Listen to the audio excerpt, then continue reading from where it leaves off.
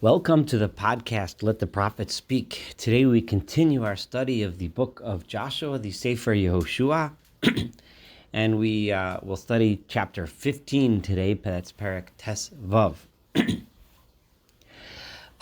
The Yehoshua has in the last few chapters been delineating the properties which were inherited by the different tribes, and we have just went over the boundaries of the tribes that had received their portions on the east side of the Jordan. That was Ruvain, Gad, and half of the Shevet Menashe.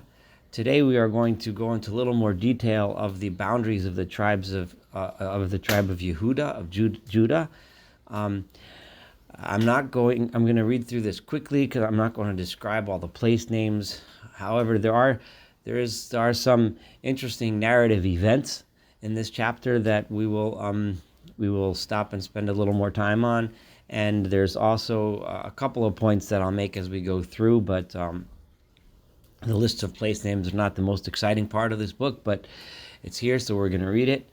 Those that are interested in looking through all the place names and going through the boundaries and the maps, there are resources out there available for that, but I'm not going to go through that. Vayihi Hagorol, this is verse 1, and the portion that was given L'matei b'nei Yehuda, to the tribe of the sons of Judah, L'mishvachosam, according to their families, was as follows: El Gvul Edom, from the boundary of Edom, Midbar Tzin, in the wilderness of Tzin, Negba on the south side, Miktzei Taimon on the side of Taimon, which is modern day of Yemen, but it doesn't mean Yemen here. Taimon throughout Tanakh always means the southward.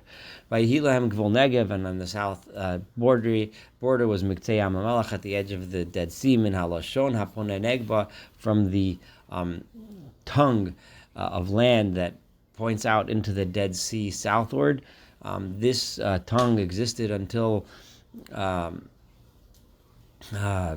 not long ago, and within many of our lifetimes, but as the Dead Sea, unfortunately, very sadly, because of various reasons, has been drying up, the tongue that split the Dead Sea into the north and south portion isn't really a prominent feature anymore, but it's mentioned here in the book of Joshua. It used to be a prominent feature, that there was like a tongue of land that stuck out into the sea, pointed slightly southward, and it divided the sea into two portions. And the border went from the southern side up the Ma'alei Akrabim, the Akrabim ascent v'Ovartzina, and it passed by Tzin, v'Ola Minegev l'Kadesh Barnea, and then it went south of Kadesh Barnea, v'Ovar Chetzon, v'Ola Adara, v'Nosa v'Karka, and it went towards this direction, that direction. I'm not translating all the cities. V'Ovar Atzmona, then it went through Atzmona, v'Yatza Nachal Mitzrayim, the Wadi of Egypt, v'Hayu Totz Osag v'Yama, and the end of the boundary ended at the Mediterranean Sea. This is the southern border. Ugvul Kedman, on the east side, Yam HaMelach, it was the Dead Sea. Ad Katzei HaYarden, until the edge of the Jordan River. Ugvul Lifast, in other words, the northern edge of the Dead Sea. Ugvul Lifast Tzafona Milashona Yam Katzei HaYarden, and the boundary began at the tongue of the sea, which we referred to before, from the edge of the Jordan. V'yala hagvul Beit Chagala, v'yavar mitzon Beit Harava. It went to the town of Beit Chagla, and then north of Beit Harava. V'yala hagvul Evan Bohan ben Ruvain. Then it went to the stone of Bohan, the son of Ruvain. This was apparently a prominent geologic feature, a large stone that was named after Bohan, the son of Ruvain. It's not exactly clear who this what the significance was, but everyone knew this as that stone, and it was a boundary marker. V'yal hagvul Devira, then it went towards Devir, Me'emek Achar, from the valley of Achar, which we talked about before. The valley of Achar, that was where the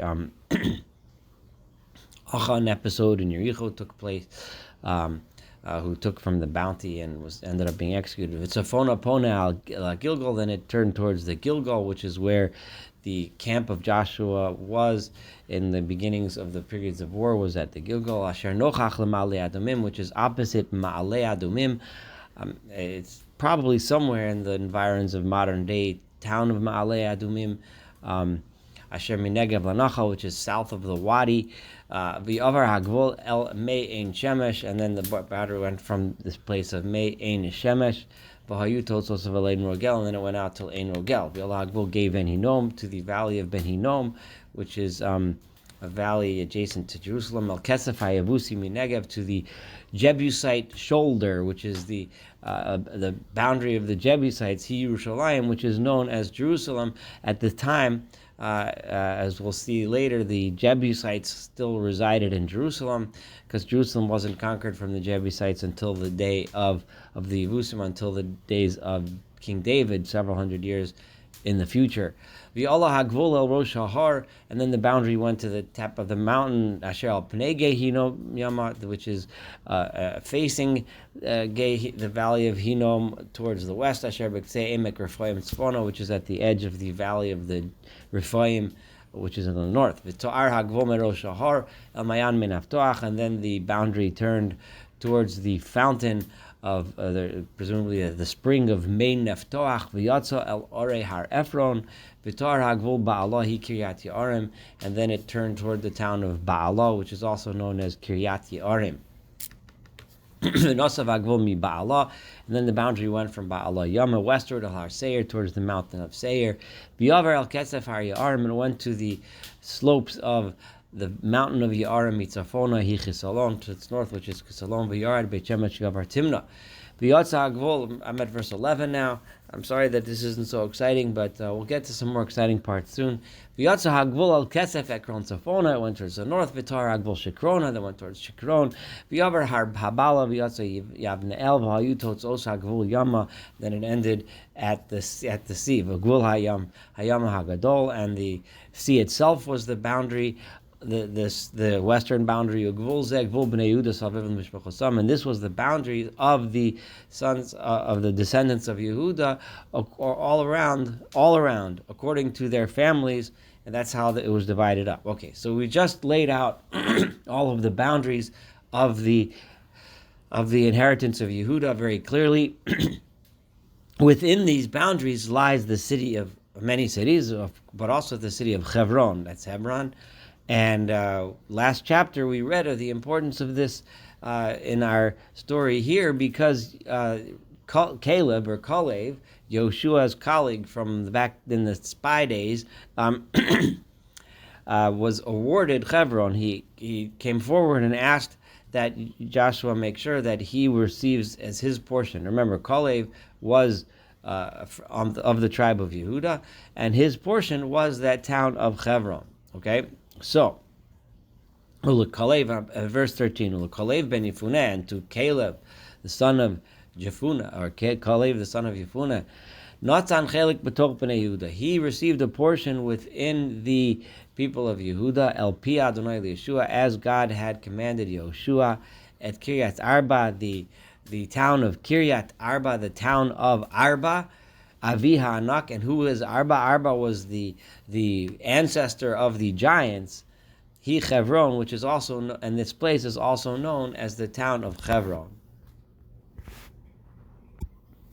And remember that Yehoshua had told Kalev that he can have that portion, but it's his job to conquer it. So, and Kalev had mentioned that I'm even though I'm an elderly man, I'm able to go out to war. And we're about to read here that Vayoresh Misham Kalev, and Kalev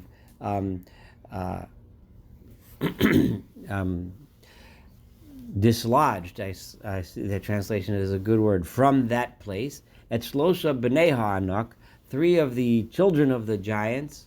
These were descendants of Arba, who was the father of the giants, probably the forefather, not necessarily the father, but maybe the grandfather or great-grandfather or whatever, the forefather of the giants, which after whom the town of Kiryat Arba was named. And these 3 descendants were now living there, and they were apparently still very tall, large people. They were called the Anak. Et Sheshai ve'et Achiman ve'et Talmai. These were their names. Yilidei Ha'anak, who were born of descendants of the families of the giants.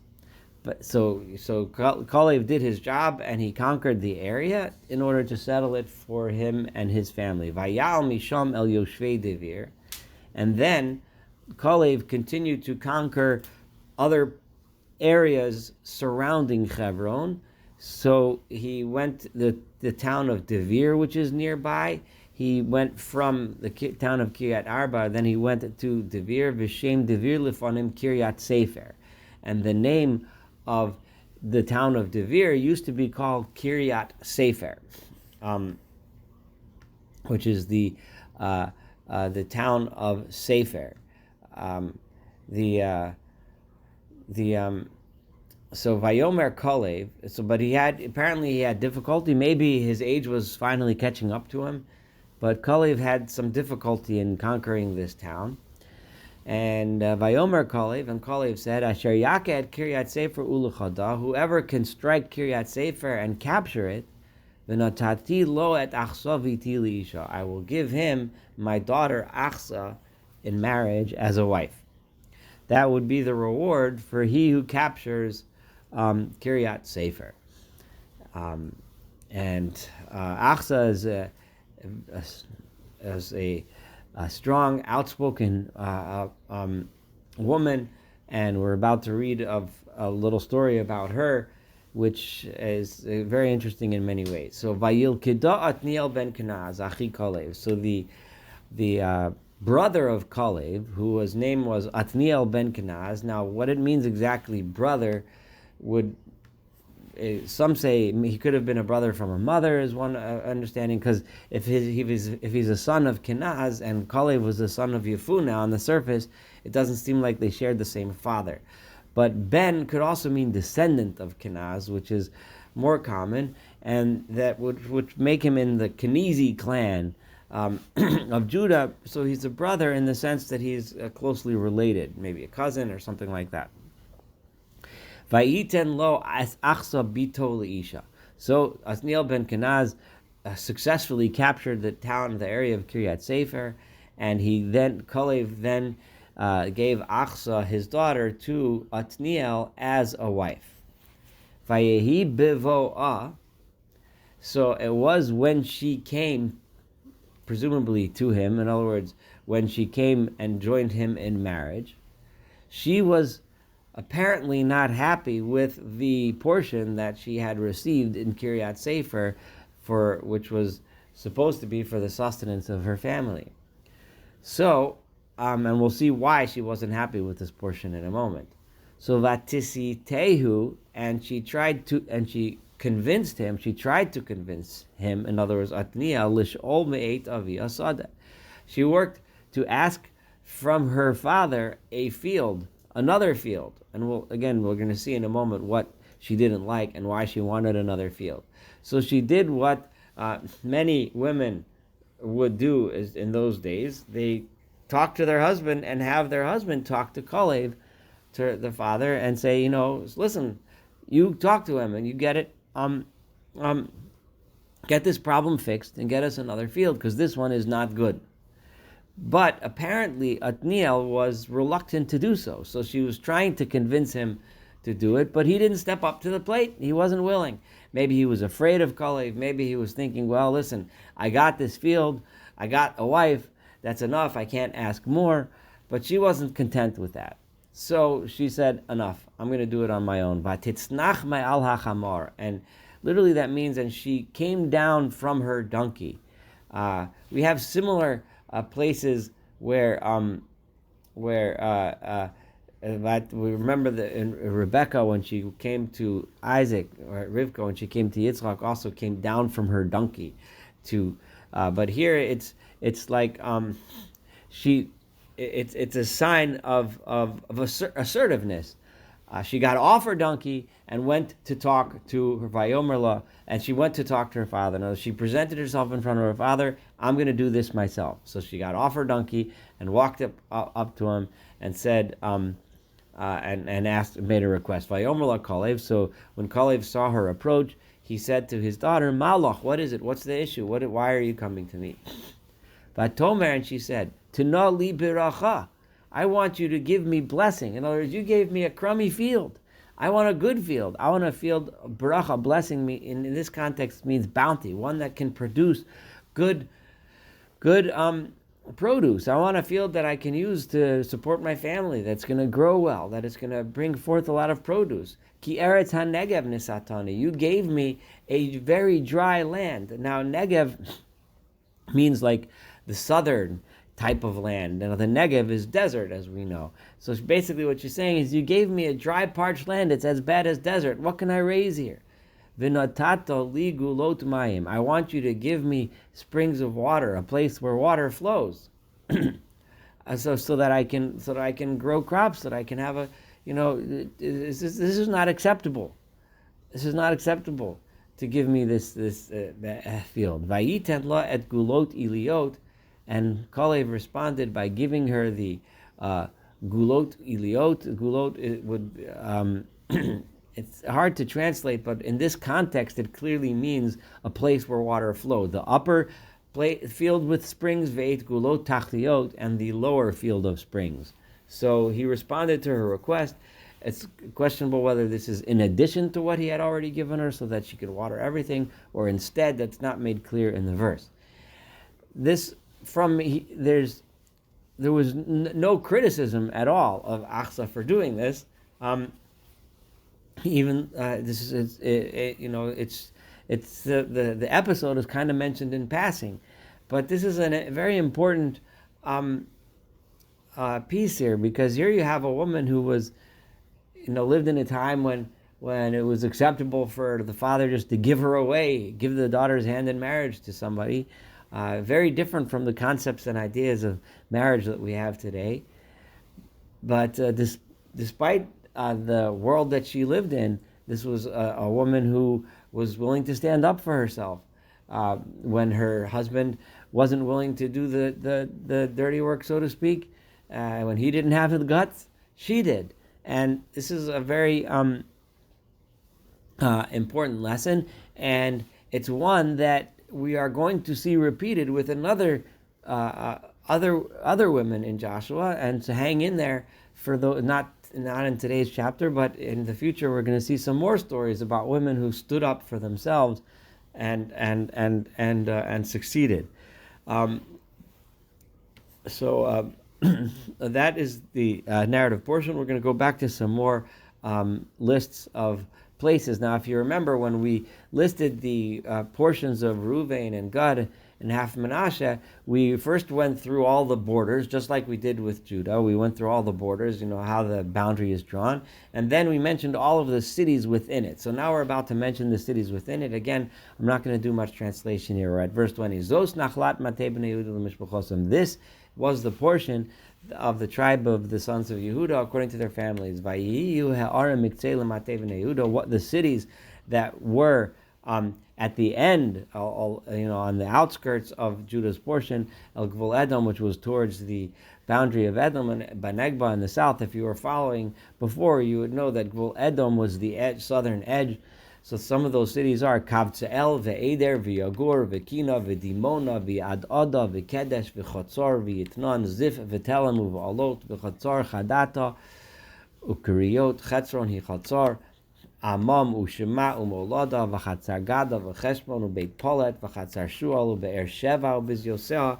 Some of these cities, Be'er Sheva, for example, Chatzar, these are towns that we're familiar with their locations. A lot of them we don't know. Ba'ala, V'iyim, V'atzem, V'el Tolad, U'chsil, V'charma, V'tziklag, U'madmana, V'sansana, U'leva'ot, V'shilchim, V'ayin, V'rimon, Kol Arim, Esrim, V'tesha, V'chatzariah, and there were 29 cities. That's one region of the portion of Yehuda. There's another list, Bashafela, and the lowlands, were the following cities: Eshtaol, V'tzara, V'yashna, V'zonoach, V'yin Ganim, Tapuach, V'ha'inam, Yarmut, V'adulam, Socho, V'azeka, V'sha'arayim, V'adisayim, V'hagedera, V'gderutayim, Orim Arba Esrei, V'chatzriyan. Those are 14 cities plus the surrounding villages around them.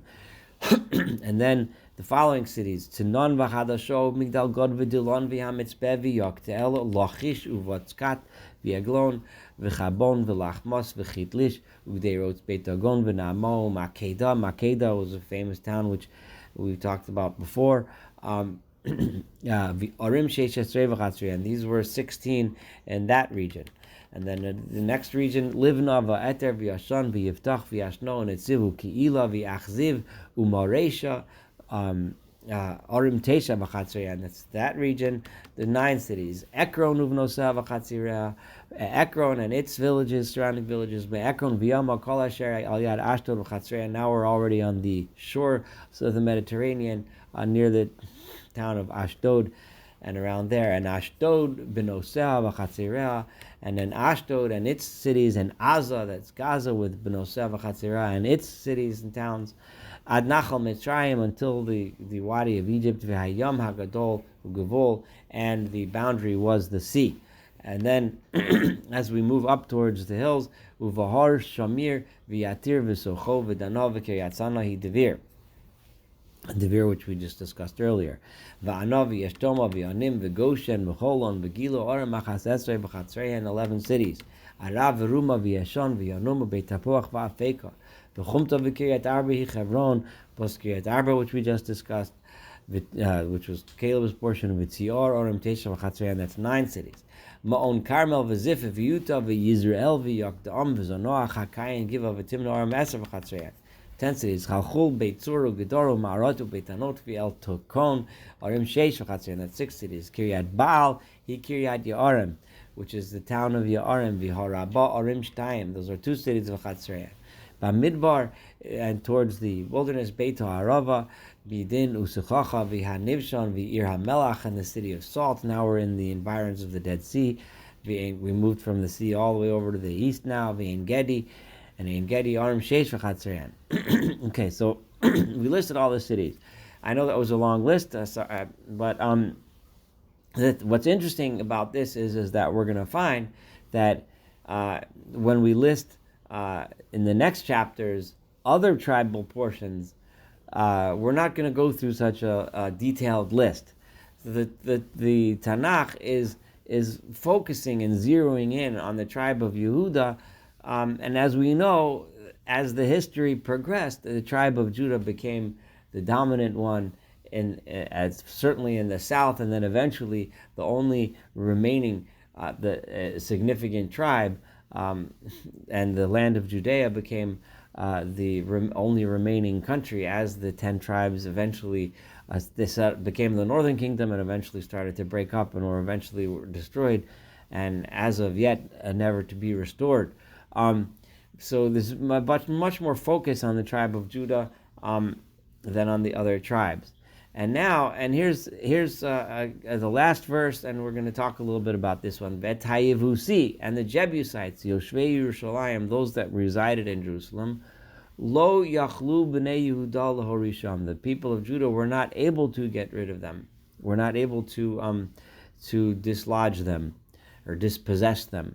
Vayeshev Hayevusi, and the Jebusites remained living at B'nei Yehuda B'Yerushalayim, together with the people of Judah in Jerusalem, Ad Hayom Hazeh, until this day. Now we know that the leadership, the sovereignty over Jerusalem remained in the Jebusite hands until the days of David. Ad Hayom Hazeh would seem to indicate that even past the takeover of Jerusalem in terms of the government by David, but Ad Hayom Hazeh would mean that the Jebusites themselves remained in Jerusalem. And I'm going to posit here that part of it is lo yachlu, they were not able. There's several ways to understand that. One is they could not because they tried, but they were just too strong. Another way that Chazal understand, and this is brought by Rashi, is that they wanted to, but they couldn't because they had made an agreement with them. And the agreement that Chazal, the rabbis, refer to is that the answers of these Yevusi, of these Jebusites, were they were actually descendants of Avimelech, and Abraham back in those days had made a promise to Avimelech and his descendants. But if that's the case, then you have to say that the term Yevusi here doesn't refer to Jebusites; it refers to just another family name that they had. But a third understanding, and I think that as we go through Joshua, this will make more and more sense, and that is remember, if we understand that they were obliged to offer peace terms first, then it's very possible that the reason why the Jebusites remained in Jerusalem because it doesn't seem to make sense. It's just one sole tribe among this entire area of Judah. Everything else was captured, that they couldn't capture this. So it would seem to be that they couldn't because the Jebusites asked for peace. And if they ask for peace, then you're not allowed to conquer them. They have to stay there, and that's just the way it is. And we saw this last chapter when we talked about the Geshuri, and we're going to see this in the future. And as we see in several other locations, that places, and remember when we stated several chapters ago that no one made peace with Joshua, that was talking about in Joshua's time. None of the places that were offered peace took peace terms.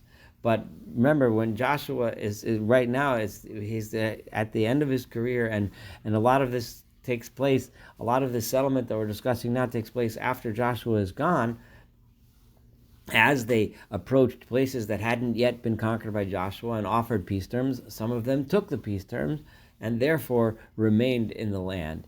So that would conclude chapter 15. Thank you so much for studying chapter 15 together. Looking forward to studying chapter 16 and the entire book of Joshua together.